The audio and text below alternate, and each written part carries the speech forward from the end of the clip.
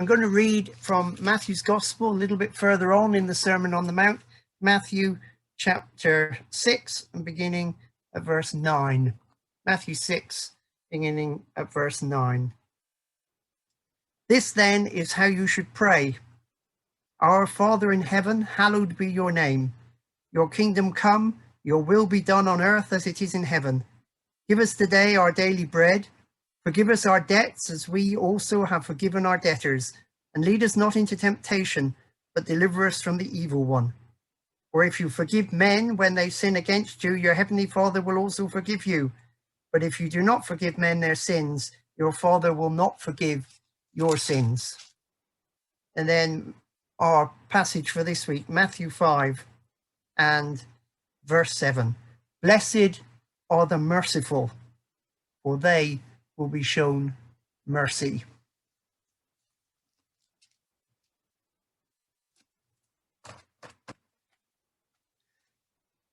I took the dictionary off the shelf and looked up the word mercy. And it says forbearance, clemency, leniency shown to one guilty of a crime. So when you read, blessed are the merciful, for they will be shown mercy, it's very easy for thoughts to jump to that other passage that I read, the Lord's Prayer, that familiar prayer that we say again and again, forgive us our debts, our sins, our trespasses, as we have forgiven our debtors, those who sin, those who trespass against us. The early days of preaching, I went to a church, I won't tell you where, and the people, the congregation were sat in a way that's familiar now, but wasn't then, socially distanced. There was a set of pews, a reasonable sized building, and there were a couple of people over there, and somebody sat there, and then a gap, and then somebody else, and then a couple of pews forward, and another couple, and nobody, apart from the odd couples, seemed to be sitting with anybody else.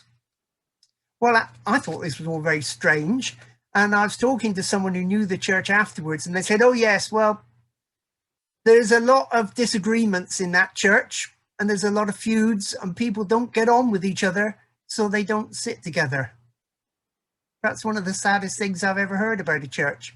It won't surprise you to know that that church closed long ago.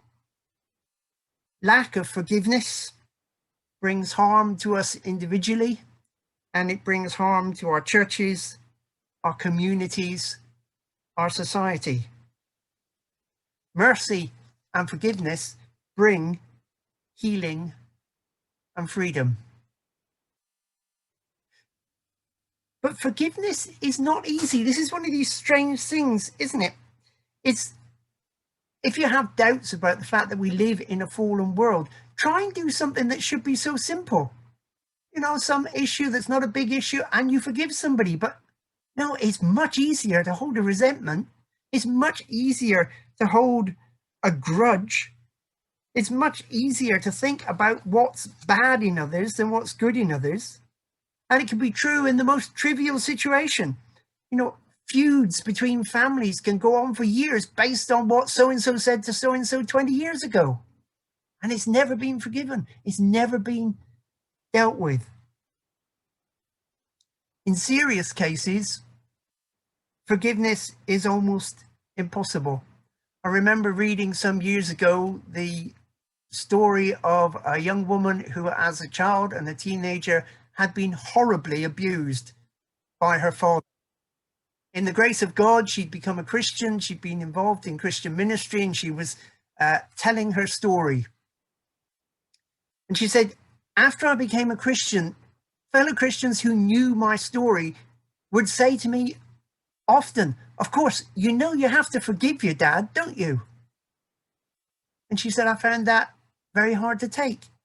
She said, now, some years after becoming a Christian, I've just reached the point where I'm able to think of the possibility that sometime in the future, I may be able to forgive him. That's how difficult forgiveness is. I believe in the grace of God that that woman was well on the way.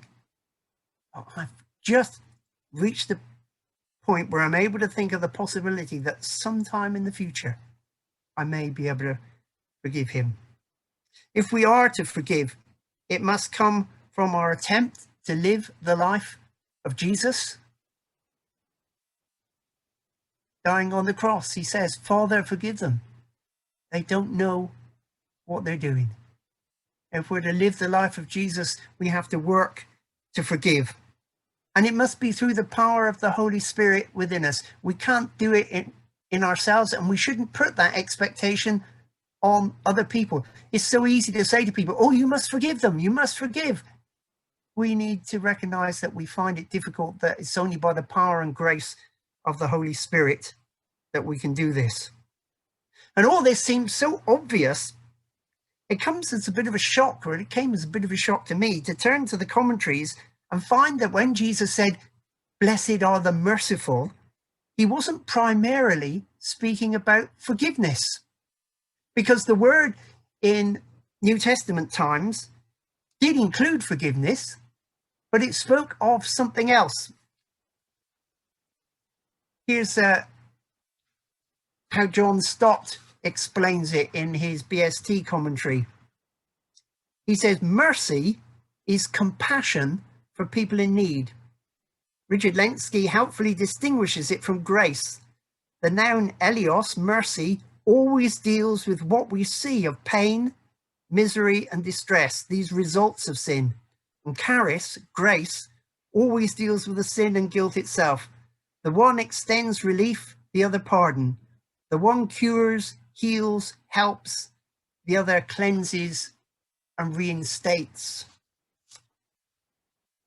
So when Jesus says, blessed are the merciful, he's primarily saying, in the way people would have understood it in those days, mercy is compassion. Blessed are the compassionate, those who care practically for others in need. Another commentator makes the point that mercy is not an emotion. It means a practical response to need. And here's a third quote. Mercy is not simply being possessed of pity, but being actively compassionate. One of the good things that's come out of this whole virus thing is a huge number of acts of mercy. Lots of them related to food, aren't they? When was there a time when so many food parcels were distributed, when so many people were helped in practical ways? In times past, evangelicals particularly used to make a distinction between preaching the gospel, telling people they were sinners and they needed to repent, and the social gospel, helping those in need. And the social gospel was looked down on. Thankfully, that has changed, because the two go together. We preach God's grace, mercy, and forgiveness, and we live God's grace, mercy, and forgiveness. Blessed are the merciful when they're out on the soup run. Blessed are the merciful when they're helping at gaffers. Blessed are the merciful when they're visiting the sick. Blessed are the merciful when they're picking up the phone and talking to somebody that's lonely. Blessed are the merciful when we do any of the practical things that help those in need. In the conversation before the service, there was a little bit about when our new minister is coming, preaching, we hope, on Easter Sunday, and then with us sometime afterwards. And doubtless, once he's established as a church, we will have discussions. What are our priorities? What are the things we need to do? Can we do all the things we are doing, and all this kind of thing? And there will be a temptation. And that temptation will be to look after ourselves, to make sure that our children have got a group to go to, that our teenagers have got a group to go to, that our old people are looked after, that our needs are met. Jesus says, blessed are the merciful, the ones who look to meet the needs of others. And we'll need to hear that. We can't do everything. We do need to meet the needs of ourselves and those within the church in order that we can meet other needs. But it's not either or, it's both and mercy is reaching out in practical compassion to those in need. But there's another element to this word mercy as well. And here's how another commentator puts it. Mercy means the ability to get right inside the other person's skin until we see things with their eyes, think things with their mind, and feel things with their feelings. In the early days of Christian Resources Project, we worked in partnership with Crossline. In those days, Crossline had a centre down in Union Street, and they offered us free office accommodation in return for Lynn and I getting involved in the caring ministry there. It was a bit wider than simply answering the phone. People used to come into the centre with all sorts of needs. And one of those was a lady called Gladys. Gladys, in fact, went everywhere that she could possibly go. Guilder Community Service, Samaritans, all sorts, wherever, anybody that was open and she could get a cup of tea, Gladys would be there. And she always had some sort of particular need, something that she wanted. I remember on one occasion, she came in and told us that her radio had broken and she needed a new radio. Well, we had a contact, we were able to get her a radio, and we got it for her and said to her, Gladys, here it is. Please do not tell everybody that we've given you a radio because we can't do it for everyone. So a little bit later on Plymouth Sound, as it was then, there's a thing, and here's a request from Gladys who wants to thank Crossline for giving her a new radio. So that didn't stay secret very long. She'd come in before her birthday and just let everybody know that her birthday was coming up, and then come in after her birthday and thank everybody for all the wonderful cards she'd got. And the temptation was to, oh, what a nuisance, what a pain. There's much more important people to deal with than Gladys. Until you heard her story. And as a young woman, she'd woken up one morning and found her husband dead in the bed alongside her. And when you heard that, you thought, what would I be like if that had been me? She's coping remarkably well, considering what she's gone through. And mercy is about getting inside people's minds. It's about hearing people's stories. It's not that what's happened to people excuses things, but it explains. It helps us to think, could I have done better? It helps us to understand why people are working, living, behaving the way they do. There are all sorts of stories. You see, it's easy to help other people practically from a feeling of superiority. I bring perhaps a bit unjustly, but the Victorians were sort of famous for that, weren't they? And that's why you sometimes meet the response, I don't want your charity, as if charity were a dirty word instead of meaning love. But in Jesus, as the writer to the Hebrews tells us, we have a high priest we do not have a high priest who is unable to sympathize with our weaknesses. We have one who's been tempted in every way, just as we are, yet without sin. In mercy, Jesus became as we are, experienced the things that we go through. And in mercy, we seek to understand what others are and why they are what they are. So what do we say about all this? Well, first of all, we need to recognize that we don't earn mercy by giving it. We don't earn mercy, and we don't earn forgiveness by giving it. You can get that sort of impression. Blessed are the merciful, for they will receive mercy.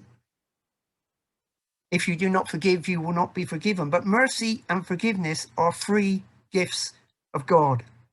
But when we refuse to forgive, when we refuse to show mercy, we create a blockage between us and God, and we cannot receive the gifts that he gives.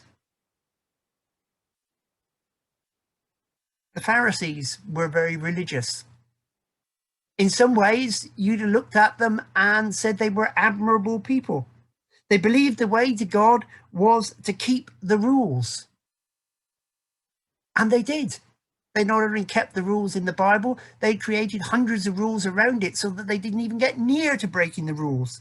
Part of that was charity, giving to the poor, caring for the poor, but it was done in a very calculated way, a way that made them look good.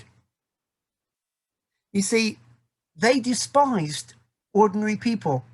As far as the Pharisees were concerned, the people in the land were in two groups. There were them, the Pharisees, and they were right with God. And there were what they called the people of the land. And they were useless because they didn't keep the rules. They couldn't keep all the cleanliness rules because of their jobs. They couldn't do this and that the Pharisees did. They despised them. That's why it was such a shock to the Pharisees when Jesus came proclaiming that he was from God, and he ate and drank with tax collectors and sinners. He made himself unclean. He mixed with the people that God wasn't interested in. They couldn't understand it. They were religious, incredibly religious, and yet they couldn't recognize God when he stood before them in Jesus. Lack of mercy, lack of forgiveness creates barriers between one another. It creates a barrier between us and God. We're not able to receive from God while we hold such resentments. So let's, in the power of the Holy Spirit and in encouraging one another, let's seek to show forgiveness, mercy, compassion, to try and understand what people are going through, what their life is like, to try and be Jesus to others, the one who showed mercy to all. Let's pray. Father, we thank you for your incredible mercy and grace to us. We thank you that you forgive us and cleanse us. Thank you that you make us part of your family. We thank you that you pour out your blessings on us. Father, help us to be like Jesus in our lives. Help us to be one who wants to give, who's more ready to support and encourage than to criticize or condemn. Father, if there are in any of us at this moment resentments and hurts, grudges that we hold against others, help us to deal with them. Help us to bring them before you and seek your strength to forgive others. Father, if there are situations where we could be helping someone in some way and you're prompting us on it and saying, pick up that phone and talk to somebody, get involved in that helping ministry, give some money to support this. If you're prompting us and we've been ignoring it, Father, show us the way. Help us to show mercy and grace and love to others. And Father, help us to receive your mercy, your grace, your provision, that we might be more like you. In Jesus' name, amen.